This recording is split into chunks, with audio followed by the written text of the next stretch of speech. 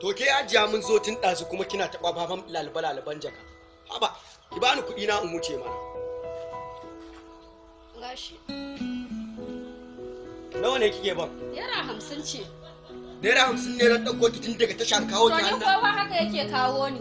Kamar ya kawo haka yake kawo ki? Ko ɗazu ma san da na zo nan haka ake kawo ni Naira 50 ne malam. Ya da ka zo na kana buɗe min ido. To ko kowa haka yake kawo ki, ni ba haka nake ɗaukan fasinja. To ni haka ake kawo ni. Malama ki ban kuɗi na.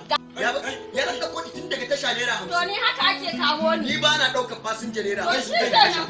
Haka ake kawo ni. Kai, ya kai ban kuɗi. An kodi da tun daga can kuma Naira 50 nake badawa. Na bashi Naira 50 ya zauna yana buɗe min. Kin ga malama ban kuɗi na. Ba na ɗaukan fasinja Naira 50. To ni Naira 50 ake Naira 50 ne. Sai kin bani 50 ne. Karɓa ko kawai. Kudin ka Naira 50 ne ka karɓa. Ni za ka gaya wannan magana banza? Ni za ka gaya wannan magana banza?